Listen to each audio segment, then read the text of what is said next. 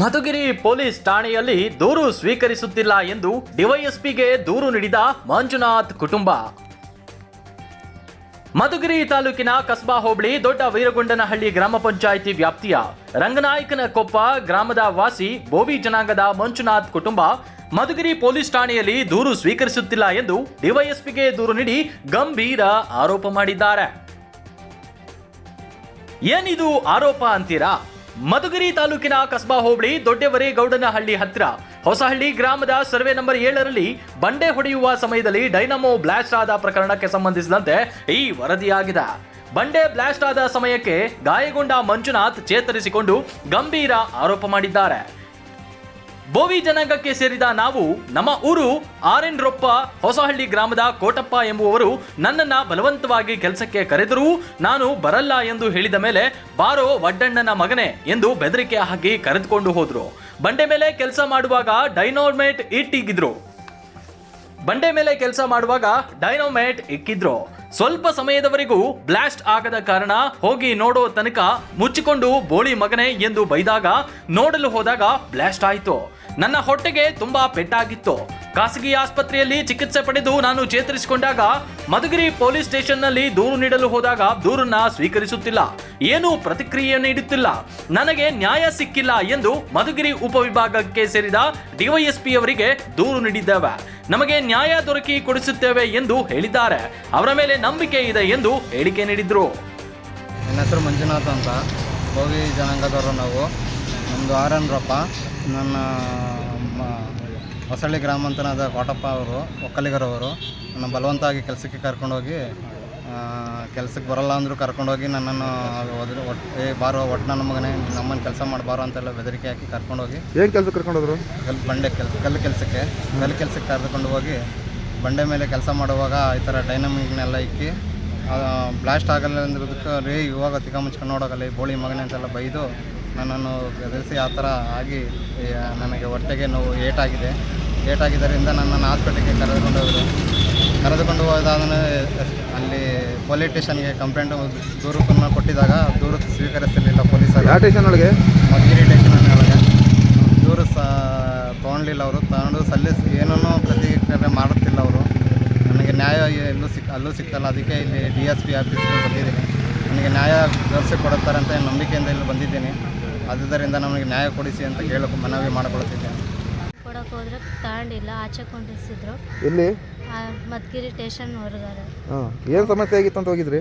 ಅದೇ ನಮ್ಮ ಯಜಮಾನ್ರಿಗೆ ಈ ಥರ ಬಂಡೆ ಕೆಲಸ ಮಾಡಿ ಬ್ಲಾಸ್ಟ್ ಆಗಿತ್ತು, ಅದಕ್ಕೆ ಕಂಪ್ಲೇಂಟ್ ಕೊಡೋಕೆ ಹೋದರೆ ತಗೊಂಡಿಲ್ಲ, ಅವರು ಆಚೆ ಕೊಂಡಿಸಿದ್ರು.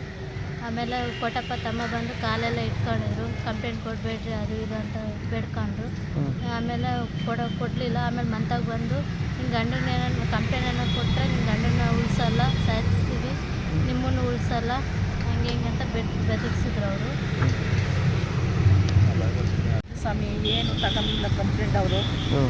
ಮಗನಿಗೆ ಹಿಂಗೆ ಅನ್ಯಾಯ ಆಗೈತೆ, ಇಲ್ಲ ನಮಗೆ ಯಜಮಾನ್ರು ಬೇರೆ ಸತ್ತೋದ್ರು, ಏನು ಮಾಡೋಕ್ಕೆ ಹೇಳೋಕ್ಕೆ ಬರ್ತಾ ಇಲ್ಲ ನಮಗೆ.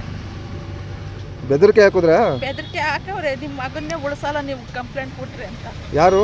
ಕೋಟಪ್ಪರೇ, ಜಗ್ಗನು ದಾಸಪ್ಪ, ಇನ್ನೊಬ್ಬ ತಿಪ್ಪಣ್ಣ ಅನ್ನನು. ಕಂಪ್ಲೇಂಟ್ ಕೊಟ್ಟರೆ ನೀವು ನಿಮ್ಮ ಮಗನ್ನೇ ಉಳಿಸಲ್ಲ, ನಾವು ಆಸ್ಪತ್ರೆ ಬಿಲ್ಲೇ ಕಟ್ಟಲ್ಲ, ತೋರಿಸೋದೇ ಇಲ್ಲ ಅಂತ ಹಂಗೆಲ್ಲ ಎದುರಿಸಿ ನಮ್ಮನ್ನು ಕಂಪ್ಲೇಂಟ್ ತಗೊಂಡಂಗೆ ಮಾಡೋರು ಸರ್.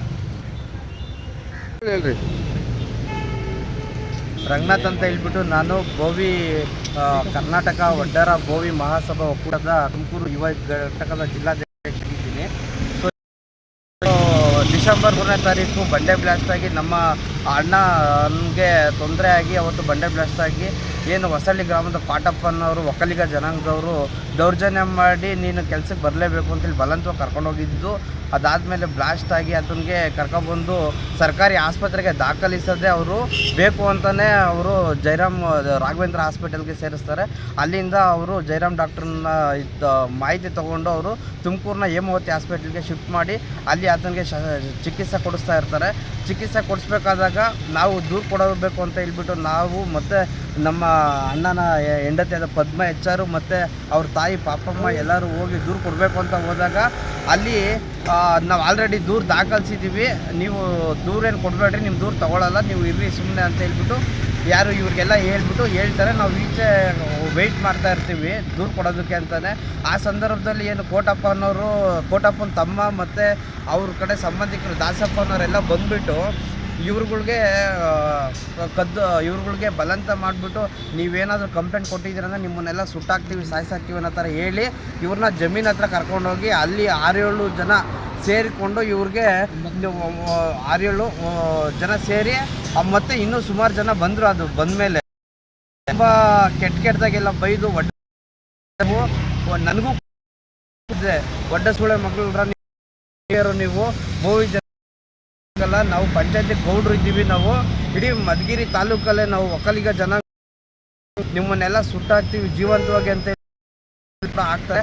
ಆ ಸಂದರ್ಭದಲ್ಲಿ ಹೇಳಿ ಬಂದು ದೂರು ಕೊಡಬೇಕು ಅಂತ ಹೇಳಿ ಬಂದ್ವಿ ನಾವು. ಮತ್ತೆ ಬಂದು ಕೂಡ ನಾವು ಮಾನ್ಯ ಹನುಮಂತರಾಯಪ್ಪ ಸರ್ಕಲ್ ಇನ್ಸ್ಪೆಕ್ಟರ್ ಅವ್ರಿಗೂ ಕೂಡ ನಾವು ದೂರು ತಗೊಳ್ರಿ ಅಂತ ಕೇಳಿದ್ವಿ. ವಿಜಯ್ ಕುಮಾರ್ ಸರ್ಗೂ ಕೂಡ ದೂರು ತಗೊಳ್ರಿ, ನಮ್ಮದು ಅದರಿಂದ ಆಲ್ರೆಡಿ FIR ಆಗಿರೋದ್ರಿಂದ ಅದರಿಂದ ಯಾರಿಗೂ ನ್ಯಾಯ ಇಲ್ಲ, ನಮಗೆ ತುಂಬ ಅನ್ಯಾಯ ಆಗ್ತೈತೆ ಅಂತ ನಾವು ಮನವಿ ಮಾಡಿದಾಗ ಅವ್ರ ಮೇಲೆ ಇವ್ರ ಮೇಲೆ ಅವ್ರು ಹೇಳ್ಕೊಂಡು ಕಾಲಹರಣ ಮಾಡಿ ಇವತ್ತು 1.5 ತಿಂಗಳಾದ್ರೂ ನಮ್ಮ ಪ್ರಕರಣ ದೂರು ದಾಖಲಾಗಿಲ್ಲ. ಹಂಗಾಗಿ ಮನನೊಂದು ನಾವು ಯಾರಲ್ಲಿ ನ್ಯಾಯ ಕೇಳಬೇಕು ಅಂತ ನಮಗೆ ಗೊತ್ತಾಗ್ತಾ ಇಲ್ಲ. ಯಾಕಂದರೆ ನಾವು ಪರಿಶಿಷ್ಟ ಜಾತಿ ಪರಿಶಿಷ್ಟ ಪಂಗಡದವ್ರಲ್ವ, ಹಂಗಾಗಿ ನಮ್ಗಳಿಗೆ ಯಾರೊಬ್ರಿಗೂ ಕಣ್ಣು ಕಾಣಿಸ್ತಾ ಇಲ್ಲ. ನಮ್ಗಳಿಗೆ ಏನು ಮೇಲ್ಜಾತಿ ಅಂತಕ್ಕಂಥ ಏನು ಒಕ್ಕಲಿಗರಿಗೆ ಸಪೋರ್ಟ್ ಮಾಡಿಕೊಂಡು ಎಲ್ಲರೂ ಕೂತ್ಕೊಂಡಿದ್ದಾರೆ. ಆದರೆ ಬೋವಿ ಜನಗಳಿಗೆ ಇವತ್ತು ಅನ್ಯಾಯ ಆಗ್ತಾ ಇರೋದನ್ನು ನೋಡಿ ಜನ ನಡ್ಕೊಂಡು ಆಡ್ತಾ ಇದ್ದಾರೆ, ಬಿಟ್ಟರೆ ನಮ್ಗೆ ನ್ಯಾಯ ಕೊಡ್ತಾ ಇಲ್ಲ. ಹಂಗಾಗಿ ಇವತ್ತು ಏನು ಮಾನ್ಯ DYSP ಸಾಹೇಬರು ಮಂಜುನಾಥ್ ಸರ್ಗೆ ಮನವಿ ಮಾಡ್ಕೊಂಡು ಇವತ್ತು ಬಂದು ದೂರು ಕೊಟ್ಟು ಬಂದಿದ್ದೀವಿ. ಏನು ಅವರಲ್ಲಿ ಒಂದು ನಂಬಿಕೆ ಇದೆ, ನಮ್ಮ ದೂರನ್ನ ಸ್ವೀಕಾರ ಮಾಡಿ ನಮಗೆ ತಕ್ಕಂಥ ಕಾನೂನು ಕ್ರಮ ಜರುಗಿಸಿ ಅವ್ರನ್ನ ಯಾವುದೇ ಕಾರಣಕ್ಕೂ ಬಿಡದೇ ಅವ್ರ ಹಿಂದೆ ಯಾರಿದ್ದಾರೆ ಆ ಶಕ್ತಿನೆಲ್ಲ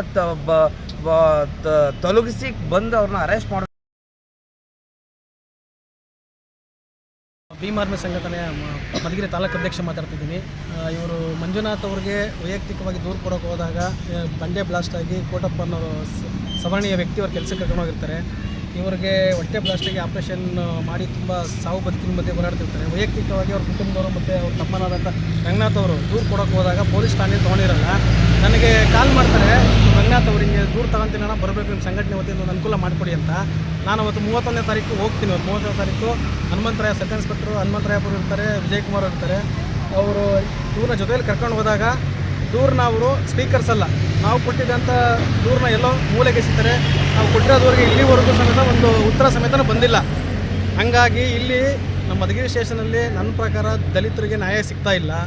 ದಲಿತ ಅಧಿಕಾರಿಗಳಿದ್ರೂ ಸಮೇತ ನ್ಯಾಯ ಸಿಗ್ತಾ ಇಲ್ಲ. ಸುಮ್ಮನೆ ನಾಮಕಾವಸ್ಥೆಗೆ ಕುಂದು ಕೊರತೆಗಳನ್ನ ಮಾಡ್ತಾರೆ ಸ್ಟೇಷನ್ಗೆ. ಅದರಿಂದ ದಲಿತರಿಗೆ ಯಾವುದೇ ಥರದ ಯೂಸ್ ಇಲ್ಲ. ಇವತ್ತು ಇವ್ರ ಕುಟುಂಬಕ್ಕೆ ಮಂಜುನಾಥ್ ಅವರೇ ಆಧಾರವಾಗಿದ್ದರು. ಇವತ್ತು ಅವರು ದುಡಿಯೋಕ್ಕಾಗಲ್ಲ, ಜೀವನ ಮಾಡೋಕ್ಕಾಗಲ್ಲ ಅಂಥ ಪರಿಸ್ಥಿತಿಯಲ್ಲಿದ್ದಾರೆ. ಹಾಗಾಗಿ ನಮಗಲ್ಲಿ ವಿಜಯ್ ಕುಮಾರ್ ಸರ್ ಹತ್ರ ತುಂಬ ಸಲ ಹೋದ್ರೂ ಸಮೇತ ಏನು ಪ್ರಯೋಜನ ಆಗಲಿಲ್ಲ. ಹಾಗಾಗಿ DYSP ಸಾಹೇಬ್ರನ್ನ ಮೀಟ್ ಮಾಡಿದ್ದೀವಿ. ಜೊತೆಗೆ ಯಾರಾದರೂ ಇಂಥ ನೊಂದಂಥವ್ರ ಪರ ಹೋದ್ರೆ ಲೀಡ್ರುಗಳು ಯೂಸ್ ಹೋದರೆ ಅವ್ರಿಗೆ ಧಮಕಿ ಆಗಂತ ಮಧುಗಿರಿ ಟೌನ್ ಸ್ಟೇಷನಲ್ಲಿ ಇವ್ರ ಕೇಸ್ ಹನುಮಂತರಾಯಪ್ಪ ಅವರು ನೀನೇನು ಏನಕ್ಕೆ ಬಂದಿದ್ದೆ, ನನಗೂ ಕೂಡ ಅದು ಧಮಕಿ ಹಾಕಿ ಮಾನವ